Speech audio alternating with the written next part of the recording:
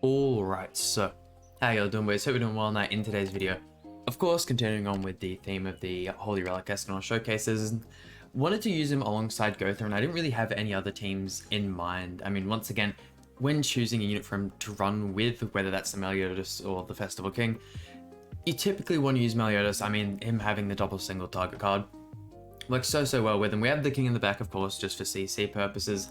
I usually put Zeldris in the back just because he's like one of my highest CC characters, but we aren't really getting anything out of it, so it is what it is. But I figured with the damage and whatnot he was putting out on the just like the level 1 cards, even though we did have, you know, like the Ludosaur pass and whatnot, I feel like he should be able to do even better. Especially if we can get some top deck merges, he should be doing crazy damage. Honestly, I reckon he should be able to one-tap most units, especially once we get that Gotha passive built up. But if you guys don't know what the Escanor does, his first card here inflicts damage equal to 500% of attack on one enemy and fills 2 ultimate move gauge orbs.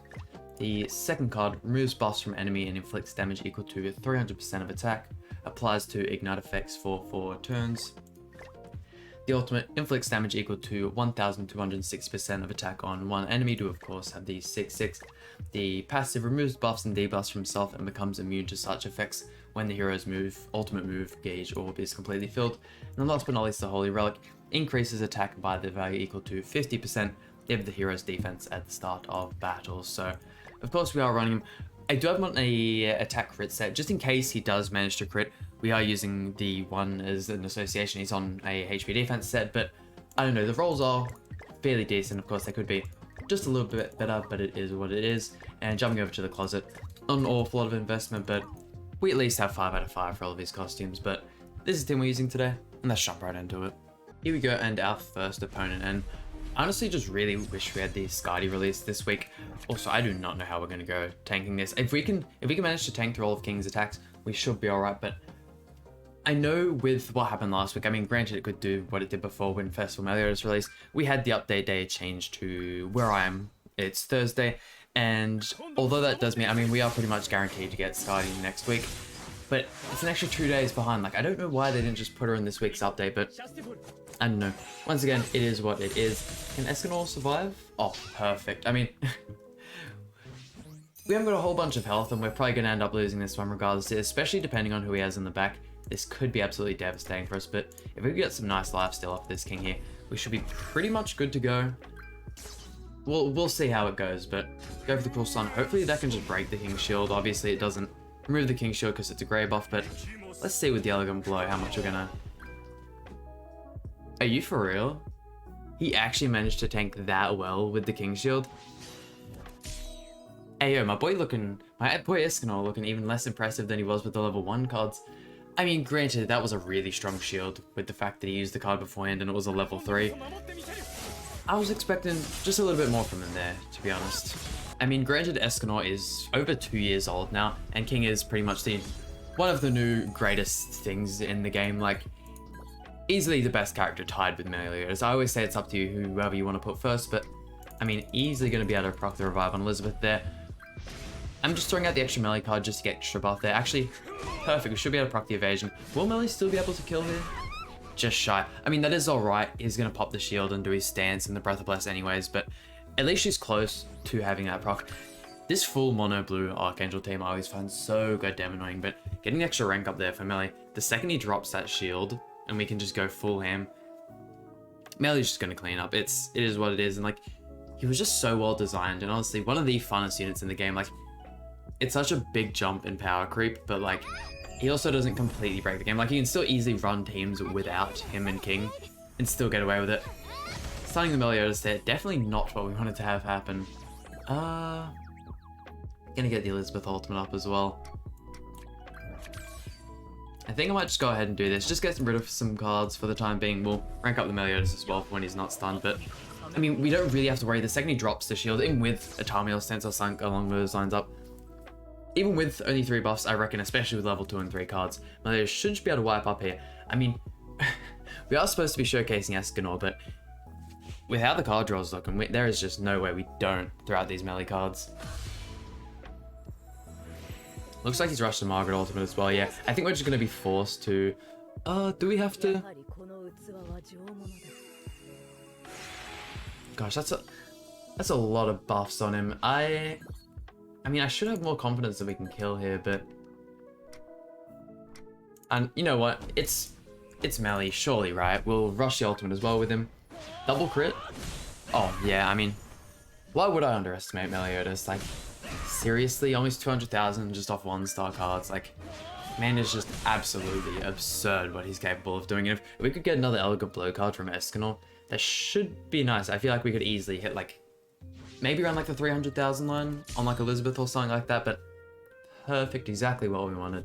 Damn, okay, I mean, that's if anyone even manages to survive the Meliodas ultimate, but card draw in this match. This match just ended up looking a whole lot better than the other one. The CC and the fact he was using a Ludo team just instantly put us at a disadvantage in the last one, but that's right. Getting the Gowther ultimate there from the merger. Let's see. Oh, never mind, he forfeits anyways. A little unfortunate, I wanted to see what the level 3 could do. And of course, if you guys do happen to have any team suggestions, by all means leave them in the comment section down below. I'd be really interested in trying them, especially since we haven't had any new units this week. A little bit lackluster when it comes to PvP, but I mean, we definitely just want to get rid of this Meliodas right off the bat. I know the whole point of this one's trying to get those big, strong Escanor cards, but for some reason I feel like it would be, maybe. I feel like it would have just been just shy as well. It's a whole lot safer going for the melee cards, and if we can manage to draw a couple Escanor ones in this next turn, especially going in against the one there, I feel like we can easily hit some big numbers. Maybe even get some crits as well, which would be nice, but once again, using Goddess Liz in the back, I don't know why people still use this unit. Like, don't get me wrong, she's like a year and a half old now, and she's still extremely, extremely good. Like, probably one of the better backline units, and you can kind of just chuck her in a team anywhere, and just like, with the shield and the stun, like, the amount of utility you get from her, she's not a unit who's like sub-stats, although yes, she can get like crit fairly easy and stuff like that, but she's not like an offensive unit that's sub-stats going to just be inferior and just makes her less viable. Like, she's going to be good pretty much no matter what. So if we go rank up into melee, I reckon we can easily just double one tap the Escanor here. If not, unfortunate, but melee just goes ham. I really hope the first light type unit is just as offensive as this unit is. Although with melee being like pretty much type advantage against everything, they are obviously going to make the light type... I'll continue this on into the next match. But yeah, they'll probably make the light type have like damage reduction against all types, or be type neutral, taking damage from all types. And would you look at this here? I really want to go for the double rank up, but I feel like that just won't be enough. Do you guys remember back in the day using like this OG Ludo with units like Green Escanor and it just being absolutely absurd what you could do with them? Like, I mean, man still holds up, especially type advantage. I feel this Escanor will definitely be able to put in work. It's more going in against units like Trader Melee, who's just skyrocketed, that's for sure. But yeah, when we get the first light type unit, of course, I'm still really hoping it's Mael. Hopefully within the next like 2 or 3 characters, I reckon, releasing, they'll get that done. But yeah, even if, like I said, because they'll probably be more defensive, as long as they're just as fun as Meliodas and King, I'm completely fine with that. Him wiping the Escanor there, yeah, I'm not really a fan of like the very slow paced units. However, Tarmiel, I am definitely one to... I just reckon Tarmiel's super fun. That really like heavy nuking ultimate is just too good, and really doubting we'll be able to kill melee here. If we can double crit, ooh yeah, maybe I should have gone for Keo or something along those lines. God damn, that AoE is just so absurd. If you had like an amplify AoE, like I know the PS card is obvious. Hey yo, I actually managed to kill the Meliodas there. I know the PS card is obviously to break the King's shield, since PS is just the best way of getting that done, but he could be even more offensive, to say the least. If King didn't release, I feel like they might have given him a different AoE, that's for sure. Got a lot of our buffs here. Who do we reckon will have the worst? Actually, I already know who'll have the worst substats. Get an extra buff against the Zeldris, and then we'll throw this out into Keo there. I mean, Melee really taking the spotlight, that's just how it's going to be. 300,000? 230, that's alright. What do we reckon from 380, maybe? Oh, never mind. Way, way higher than that. And I still have yet to do a couple of videos using the Green Sariel as an association. I mean, I know I said I don't really like the slower kind of characters, but having that 2-turn counter on the 2-star was just such a big thing for me. And yeah, that Sariel was honestly a lot of fun. I can't wait for us to get more like Archangel characters for him to be able to boost. And damn, not doing anywhere near enough damage to Amelia. I mean, Escanor will, of course, get frozen. Let's see. Oh, yeah, look at that. We should be fine as long as it doesn't freeze melee once again. We'll be chilling. But yeah, no. I feel like there are definitely a couple really fun teams I could use. I want to use him. I feel like... Oh, okay. Unless he has a double freeze here. The wrong decision. The wrong decision. AoEs will absolutely clean up here, but... Damn. Still just dumbfounded what this man can do. Then finish off the melon. Is this a real play? Can we get another forfeit? I mean, I feel like we are absolutely just flying through this video. We're getting through these matches so goddamn quick. If it wasn't for the first one just being a hard loss, I reckon we could easily get a flawless video. And why not? We'll go for level 3. Stunning Gothra, I mean, yeah, surely not a real player, right? It, at this point, would have forfeited, and stunning the Gothra just isn't the right play. I feel as well, like, especially when you use characters like Ludo, or like you use Ludo Grace on someone, they always seem to freeze the unfreezable character. It's so stupid. But yeah, really interested in just the way you obviously have to build up Assault Meliodas using Sariel just to give him that extra bit of resistance and take a little bit, you know, lower the crit chance of the enemy, lower the crit damage, stuff along those lines. Let's see if we can get rid of Melee right off the bat. But with the state Assault Meliodas is in at the moment, like obviously not including the Blue Festival King, the old one, just because man really did not age well, that's for sure.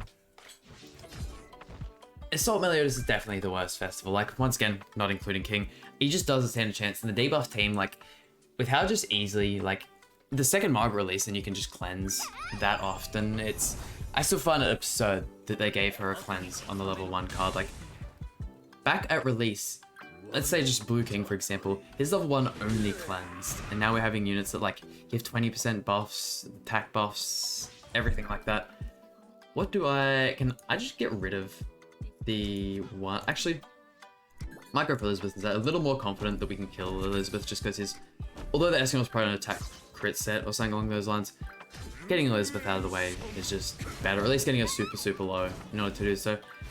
Just shy of... Oh. Never mind. Easy proc and revive there. Can we please get a nice... Oh, look at that.